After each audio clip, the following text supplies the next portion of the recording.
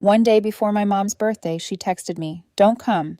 Everly's bringing her boyfriend and doesn't want Roland there." My heart tightened as I read that cold message from my mom. That was when I decided to stand up and fight for my son's right to be treated fairly. Was I wrong to ruin that birthday party to protect my child? Follow the story and share your thoughts. Hello, everyone. My name is Emma. I'm 32 years old, living a peaceful and happy life with my husband David, our 7-year-old son Roland, and my dad Charles in a small house in the suburbs. But to get to this peaceful place, I had to go through a painful journey just a year ago.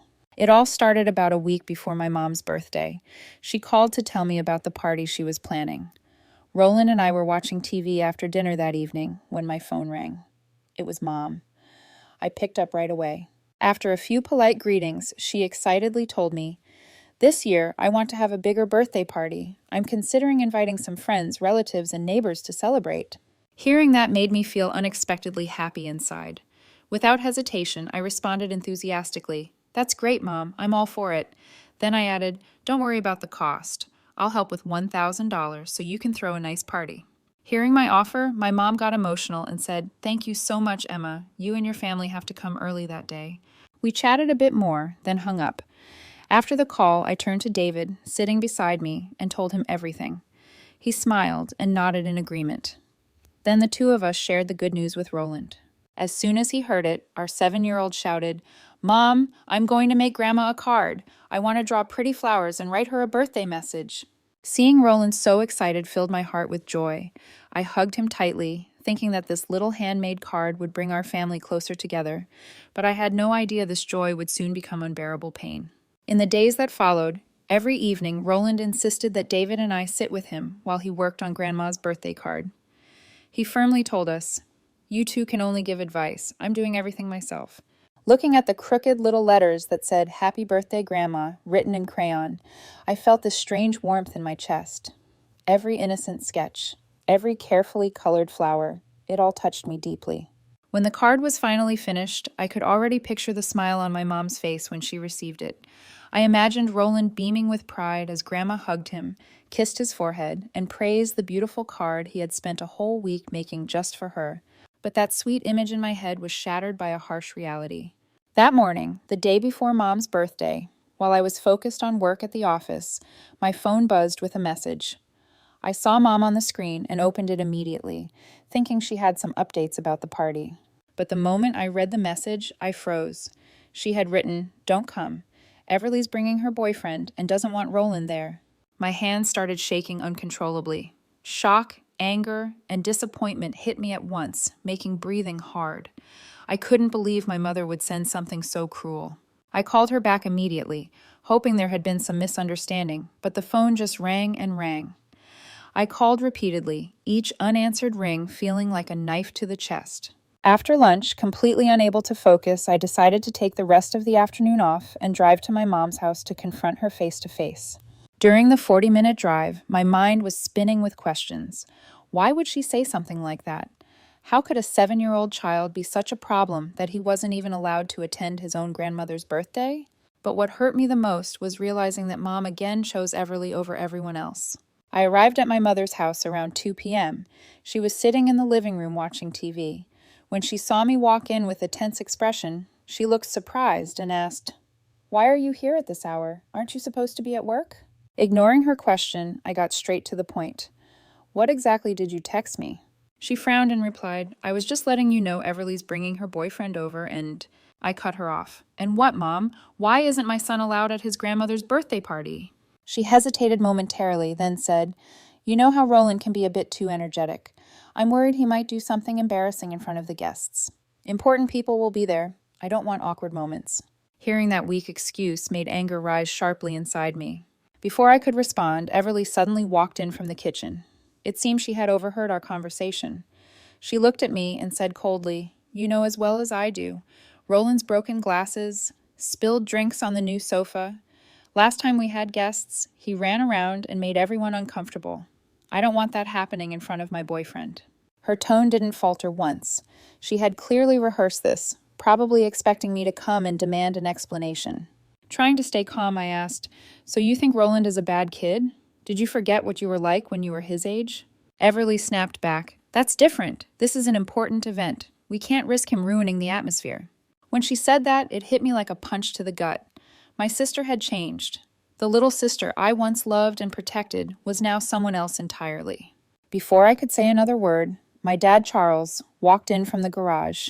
He had caught the tail end of the conversation and looked straight at my mom. With a firm voice, he said, "What are you doing? How could you say something like that about your grandson? How could you exclude him from the party?" After that, he turned to Everly and asked her, "Do you remember what you were like as a kid? You broke Grandma's antique vase worth over $1,000. You scorched the stove trying to cook because you were curious.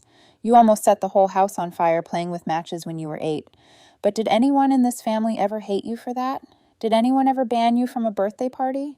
Hearing Dad mention the past, Everly dropped her head, avoiding eye contact. She mumbled something under her breath, but no one could make it out. A few seconds later, Dad said sternly, "Roland is a 7-year-old child. How can you treat him like this?" Then he turned back to my mom and declared, "If you don't apologize to Emma's family right now and invite them to the party, I won't be attending your birthday, and I'll cut ties with both you and Everly." Hearing that threat, my mom jumped up and screamed at him, "You're threatening me? Don't forget who's taken care of you for over 30 years, who's cooked, cleaned, and raised your kids." But Dad stayed calm. He replied, "And I've cared for you for over 30 years too. I worked to support this family, repaired the house, and paid for the kids' education. Let's not start keeping score. I've kept quiet for over 3 decades, hoping you'd change. But I won't stand by while you mistreat our grandson." After those heavy words, the living room fell into a tense silence. For the first time in my life, in over 30 years of being her daughter, I saw my dad stand up against my mom's favoritism. Watching my parents argue so bitterly over my son left me feeling gutted. At the same time, I came to a painful realization, one I had tried to ignore for so long. My mom was never going to change. She would always prioritize appearances over family, control over love. As I was getting ready to leave, overwhelmed with disappointment, my dad followed me to the car. He leaned in quietly and said, "You can choose your life. Don't let anyone control you anymore. I know exactly how you feel." After hearing those words, I knew I had to make an important decision to protect my little family from the toxic people in my life, my mother and my sister. I was burning with anger the entire drive home from my parents' house. I was furious at my mom's blatant favoritism, how she treated Roland like he was a burden instead of her grandson. As those thoughts swirled in my head, childhood memories came flooding back. I grew up in a family with just 2 kids. Everly was born when I was 10 years old. By then, things were more financially stable than the tough early years, so my parents decided to have another child to bring more joy into the home. From the moment Everly entered this world, she became the shining star of our household, and I was expected to make room for her, take care of her, and constantly put her first. That was understandable. She was 10 years younger than I was, but what stood out was that I never felt resentful or jealous. On the contrary, I was happy. In addition to having loving parents, I had a little sister who shared my blood, someone I could protect and look out for. Growing up, my mom Elena was always in charge. Every choice had to go through her, from picking our schools to deciding what we could or couldn't do. She ran the house with a particular kind of authority. Everything had to be perfect according to her standards, and there was no room for disagreement. My dad, Charles, was a hard-working plumber. Quiet and reserved, he rarely stepped in regarding how Mom raised us. But what I always admired most about him was his fairness. Even though Everly was the youngest and Mom's favorite, when it came to birthdays or Christmas, Dad always ensured I had something just as lovely. He never played favorites, and that made a world of difference. It kept me from ever feeling left out as a child. Our family became even warmer and more joyful when I married David and Roland was born. I truly believe that Roland would be surrounded by unconditional love, just like the love I once gave to Everly when she was little. I genuinely thought my parents would love their grandson wholeheartedly. But that day, after walking out of my mom's house, after hearing what she and Everly had said, I realized I'd been wrong. What made it even more bitter was that ever since David and I got married and had Roland, we'd done everything we could to be good children to my parents. With my job as a software engineer and David's work as an accountant, we had a pretty stable income. That's why we rarely said no to my parents' requests, so long as they were reasonable and within our means. I remember once my mom needed to replace her old broken fridge. Without a second thought, I drove to an appliance store and bought her a $12,200 refrigerator, including delivery and installation. 2 months later, she said the washing machine was too loud and needed replacing. I got her an $800 Whirlpool washer with a 3-year extended warranty. Then came the $2,000 genuine leather sofa after my dad complained the old one was uncomfortable and embarrassing in front of guests. I ordered a premium set from Ashley Furniture and even picked the color based on his liking. After that, it was a 65-inch 4K Sony TV for $1,500 because my mom said her eyesight wasn't good enough for the smaller screen. I didn't just buy the TV. I hired professionals to mount it and set up all the premium channels. There were dining tables, wardrobes, kitchen tools, and an air fryer. Nearly everything in that house had been paid for the past 7 years with our money. However, the most significant expense was supporting Everly's education. Over the past 2 years of college, David and I have spent around $20,000, so she wouldn't have to work a part-time job. Every semester, I transferred the money on time without needing a reminder. We started helping her after she came to our house in tears, telling us how crushing her student loan interest was. I initially offered to loan her the money interest-free over 5 years, but David encouraged me to gift it to her as a big sister's way of showing she cares. And it didn't stop there. I occasionally gave her money for living expenses and bought her a new laptop. I just wanted her to have a comfortable life and focus on school instead of worrying about money like I once did. I've spent nearly $50,000 on my family, a massive amount for a middle-class household like ours.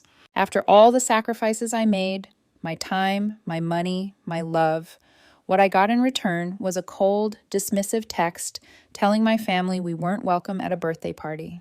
And worse, it was Everly, the very sister whose tuition I was still paying for the next 2 years, who had the nerve to talk about our family being embarrassed by Roland's presence. They didn't love me or my family. They only loved what I could give them. To them, I was nothing more than an ATM. Faced with that kind of cruelty and injustice, I knew I had to protect my son and my self-respect. I couldn't let Roland grow up in a family where he was looked down on and judged. Right then, a very different plan started to take shape in my mind. If by the next morning my mom and Everly didn't call to apologize and invite us back to the party, I would give them a birthday they'd never forget. That evening, after dinner, while Roland sat on the living room rug, building a Lego castle, I decided it was time to tell David everything that had happened since that morning. As soon as I mentioned the message from my mom, David stopped doing the dishes and turned to look at me, his eyes filled with surprise. When I got to the part where Everly said Roland made the family look bad, he put down the dish towel and silently listened. After I finished telling him about the confrontation at my parents' house, he just stood there quietly, shocked by everything he'd heard. He didn't say a word, just stared over at Roland, who was happily focused on his little Lego creation. In that moment, watching his expression, I knew he was hurting just as much as I was. After a long silence, I finally said, "Tomorrow, take Roland to the zoo, okay? Don't mention anything about Grandma's birthday. As for me, I've got my plans." David nodded, understanding, then asked, "What are you planning to do?" I answered, "I'm going to take back what's mine." He didn't press for details. He looked into my eyes and reminded me, "Please don't do anything that'll get you in trouble. They're not worth it." I smiled and reassured him, "Don't worry, I won't break any laws. I'm just going to reclaim everything I bought for them." That night, while David read bedtime stories to Roland, I sat in my home office and started making a detailed list of everything I had bought for my parents over the years. I dug through online receipts and transfer confirmations, and carefully noted down the address of a secondhand furniture dealer I had found earlier online. Once everything was organized, I knew tomorrow would be the day everything changed. The next morning at 11:00 a.m., I pulled up to my mother's house in a large white moving truck, accompanied by 2 uniformed employees from a used furniture pickup service. As we entered the house, I immediately noticed about 30 guests. Light jazz music floated through the air, mingled with cheerful laughter and conversation. It was a lively birthday atmosphere. As soon as some relatives saw me, they warmly greeted me. Aunt Linda, my mom's cousin, walked over and said, "Emma, so glad you made it." She added, "Just a bit ago, Elena told us your family couldn't come because you had something going on." Hearing that, a slow simmering anger started building inside me. A few others curiously asked about David and Roland. I politely replied, "My husband took Roland to the zoo today. They couldn't make it." Right then, my mom, Elena, came out, beaming. She was wearing a green floral dress, fully made up, looking vibrant and cheerful. When she saw me, she whispered, "You came alone. That's good. It'll be more comfortable this way." Hearing that, I looked her straight in the eyes and responded coldly, "I'm disappointed in you." Her smile faltered momentarily, her face visibly confused, but she quickly forced it back on in front of her guests. I glanced around the house and noticed my dad wasn't there. I figured he had followed through on his warning from the day before and chosen not to attend the party. About a minute after greeting everyone, I began executing my plan. I signaled for the two movers to follow me, then walked straight into the house. As soon as I entered the living room, I made a beeline for the Bluetooth speaker playing soft jazz. Without saying a word, I turned it off and unplugged it from the wall. The sudden silence caught everyone off guard. All eyes turned toward me, filled with confusion and disbelief. After disconnecting the speaker, I pointed at the 65-inch Sony TV mounted on the wall and told the movers, "Take that down." The scene shocked every guest in the room. Moments ago, the house had been full of laughter. Now everyone stood frozen, not knowing what was happening. Immediately, my mom rushed over and shouted, "Emma, what are you doing?" My heart was pounding at the sound of her voice, but I stayed calm. "I'm taking back what's mine," I replied coolly. Her tone turned sharp. "What do you mean yours? That's my stuff." I answered calmly. "Everything has receipts in my name, along with the bank transfers. Would you like to see them?" That shut her up. Hearing the commotion, Everly and a man I didn't recognize hurried into the room. When she saw the movers carefully taking the TV off the wall, she screamed, "What are you doing? Stop!" Not letting her interfere, I turned to her and said, "Step aside." Everly moved in front of me and shouted, "No, you can't do this." Looking her in the eyes, I said, "Do you want me to call the police? Let them verify who owns this stuff?" That stopped her. She froze and said nothing more. Around us, some guests began whispering, clearly uncomfortable. A few looked ready to leave, but I ignored their whispers. I wasn't here for them. I had a mission, and I intended to finish it. When the movers finished taking down the TV and carefully carried it to the truck, I pointed them toward the kitchen and said, "Next is the Samsung fridge." At that point, the tension in the living room reached its peak. Guests stood frozen, unsure of what to say or do. A few seconds later, Aunt Linda stepped forward and gently said, "Emma, I understand you're upset, but please calm down and tell everyone what's going on." Before I could speak, my mom jumped in, shouting, "She's just being ungrateful. I scolded her a little, and now she's doing all this." Hearing that, I felt a deep disappointment settle in. Instead of owning up to her actions, she blamed me. But Aunt Linda turned to her and said firmly, "Elena, stop. Let Emma speak." I looked around the room, taking in the crowd of guests, and began to explain everything. How my mother had texted me the day before, asking my entire family not to attend her birthday. The reason? She said my 7-year-old son, Roland, was too unruly and would embarrass the family.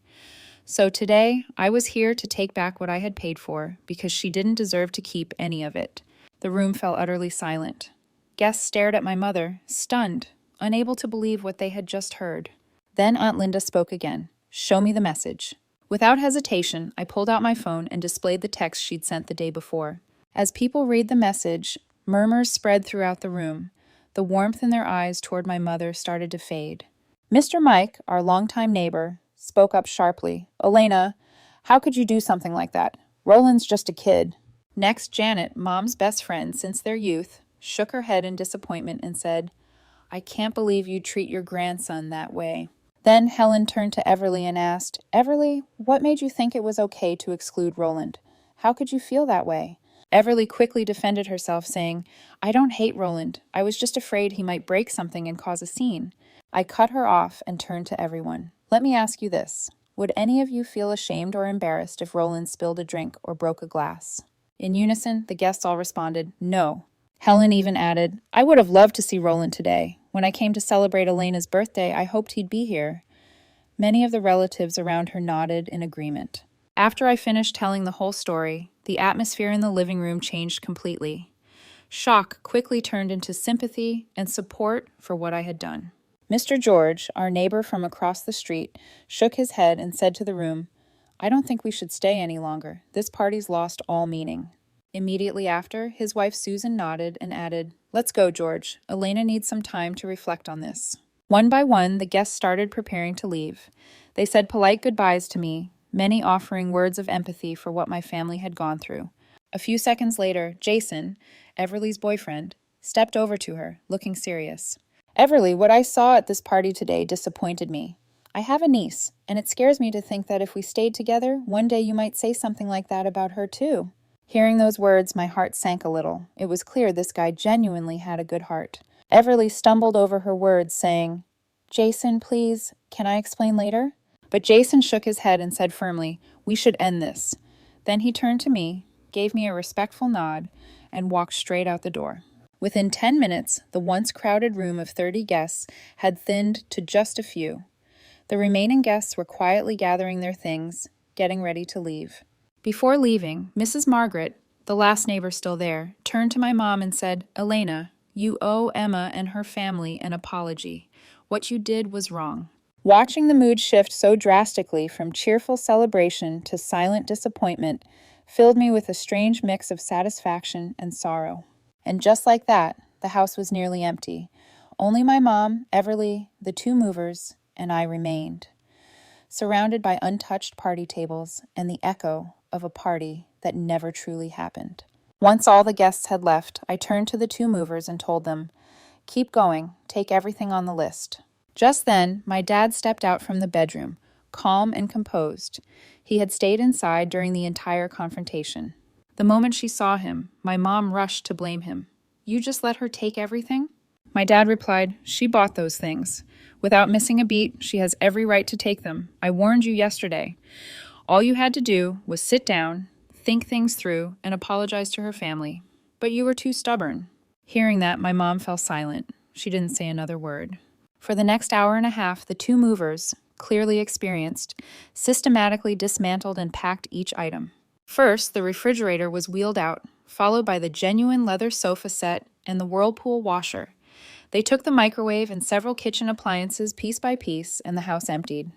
The whole time, my mom and Everly just stood there helpless. They didn't dare stop it.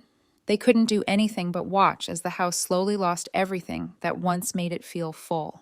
Once all the furniture was loaded onto the truck, the moving company manager transferred $3,000 to my account, the amount they had paid to buy the used furniture.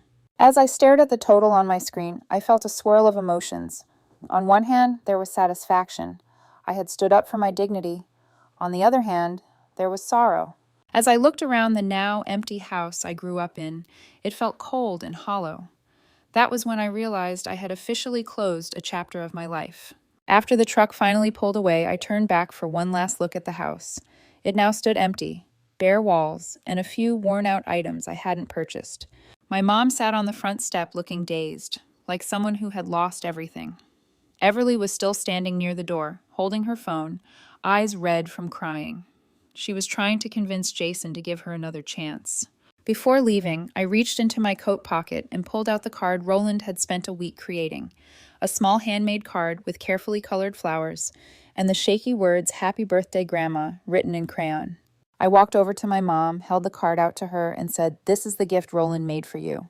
I thought she might be touched for a moment, that she'd realize how wrong it was to exclude him. But she didn't. She suddenly stood up, snatched the card from my hand, and tore it to shreds right before me without hesitation. "Because of your family, my party was ruined," she screamed.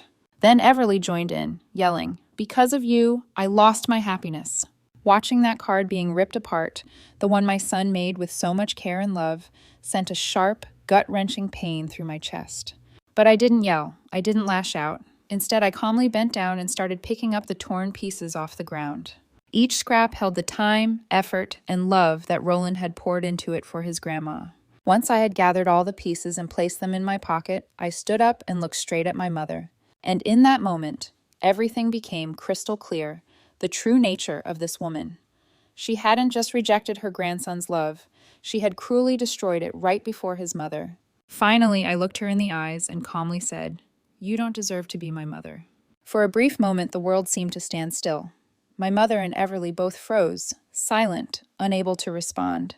About a minute after standing there for one final look at the house, I turned and walked straight to my car without looking back. Every step I took carried the weight of a decision. I was never returning to this place again. Just as I opened the car door and was about to get in, a familiar voice called behind me. Wait, let me come with you. I turned around and saw my father walking out of the house carrying 2 suitcases filled with his belongings. His face was calm but firm, as if he had been preparing for this moment for a long time. A wave of emotion hit me. Surprise, deep emotion, and an unexpected surge of happiness all rolled into one. When my mom saw her husband heading for the gate, she shot up from the front steps and yelled, "You're just going to leave me?" Dad turned to her and replied steadily, "I've endured enough. I warned you yesterday, and you still insisted on doing things your way." Then he continued toward my car. As he reached the gate, he turned back one last time and said, "From now on, you and Everly can live together. I can't stay with someone who doesn't know how to love their grandchild."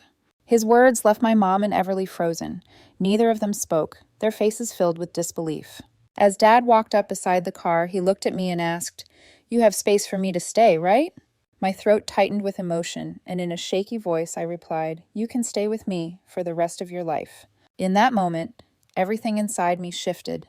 A bright, undeniable hope replaced the despair and loneliness I had felt just hours ago. I wasn't alone. I had my father, the one person in my family who truly understood and stood by me. As we got into the car together, my mom remained on the front steps, staring blankly after us. Everly sat down and buried her face in her hands, sobbing. And as the car slowly pulled away from that house, I realized this wasn't an ending. It was the beginning of something entirely new. That afternoon, when David returned from the zoo with Roland and saw me standing there with my dad and 2 suitcases, he was surprised but didn't ask any questions. He quietly headed into the kitchen and began preparing dinner like always. As for Roland, the moment he saw his grandpa, he ran straight into my dad's arms, beaming with joy. Then, with curious eyes, he asked, "Grandpa, where's Grandma? Why did you come to visit?" My dad responded gently, "Grandma's traveling somewhere far away. When she gets back, she'll come visit you." Roland nodded, understanding, and eagerly told him about his fun day at the zoo. After playing all day, Roland went to bed earlier than usual that evening. In the quiet of the living room, my dad turned to me and said, "Give me the pieces of the card." I reached into my jacket pocket and handed him the torn bits of paper. He sat down at the table and began patiently piecing them back together, like he was restoring something priceless. When David came out of the kitchen and saw what he was working on, Roland's shredded card, his eyes softened and he let out a long sigh. Tears streamed down my cheeks as I thought about how our son had spent an entire week making that card, only to have it destroyed so heartlessly by his grandmother. As I watched my father match and glue each tiny piece with his weathered hands, I felt something powerful stir inside me. It was like he was trying to mend not just a card, but the love my mother had tried to tear apart. Later that night, the 3 of us sat at the table, and I told David everything that had happened from start to finish. After listening quietly, he looked at me and said, "You did the right thing. I support your decision." Then he turned to my dad and with warmth said, "Dad, please stay here with us. This is your home too." In that moment, I realized something profound and comforting. This right here, with the people who genuinely love and value each other, this is my real family. We began our new life with Dad in the house. In the following days, he slipped into the rhythm of our small family as if he'd always been there. Each morning, he took it upon himself to help bring Roland to school.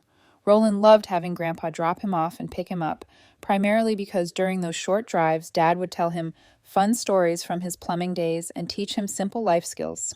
Dad would try to chip in from his pension every month to help cover household expenses, but I firmly turned him down and said, "Keep that money for yourself, Dad. I've got the family covered." Instead, without telling us right away, Dad quietly opened a college savings account for Roland at the bank. One day he told me, "This is for my grandson's future. He's going to need that money for school someday." 2 months later, on a quiet weekend evening after Roland had gone to bed, Dad and I sat on the porch with a few beers. The cool night air set the perfect tone for an honest conversation. After a few sips, Dad opened up. "You know," he said, "I stuck around all those years because I kept hoping your mom would change. I thought maybe things would be different after Roland was born." Hearing that made my chest tighten. I finally understood just how much he had endured. He continued, "But when I saw how they treated Roland, an innocent little boy, I knew I couldn't stay quiet anymore. You did something I couldn't do for 30 years. Those words struck deep. Our relationship felt lighter and closer for the first time in a long while. We talked more openly about work, Roland, and the future. There was a comfort in those conversations that hadn't been there before. This positive shift didn't just affect me, it touched our whole family.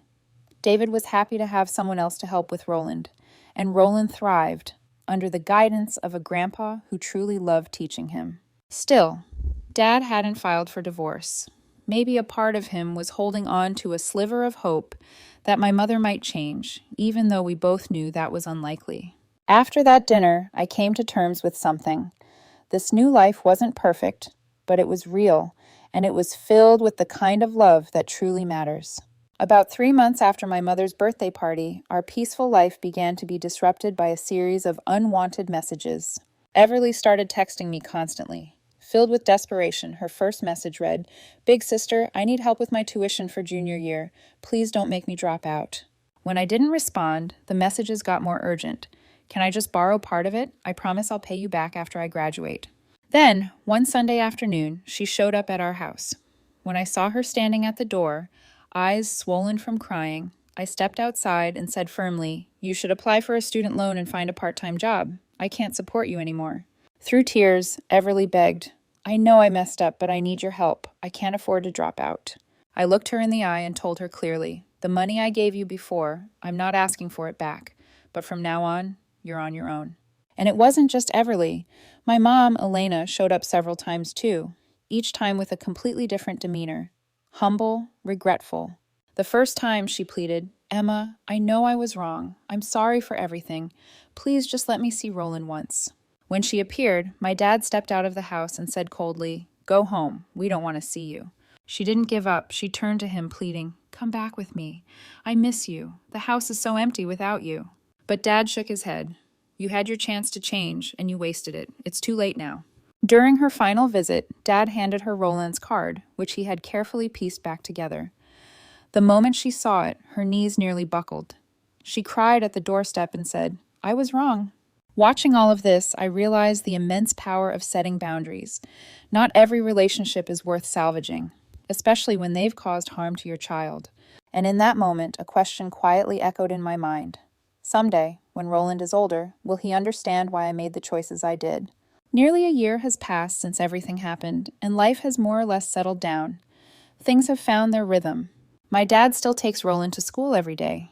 David and I continue with our jobs, and Roland keeps growing, bringing home new stories from school every week. Sometimes during dinner, Roland brings up Grandma without realizing it. He'll ask, "Is Grandma back from her trip yet?" Or, "When will she visit me?" In those moments, the three of us fall silent, each of us lost in our thoughts, none of us saying a word. A few days ago, Dad surprised me during one of our usual beer nights on the porch. "Emma," he said, "I think I'll only stay with you for a little longer." I looked at him, surprised and worried.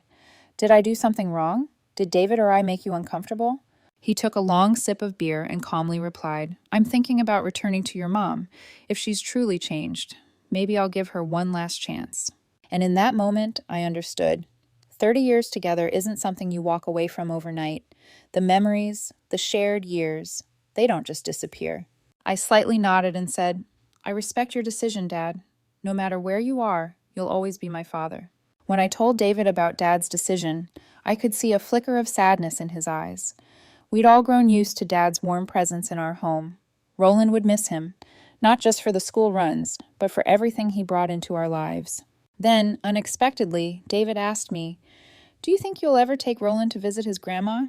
I didn't answer right away. I just stared out the window. It was a question I'd been asking myself for months.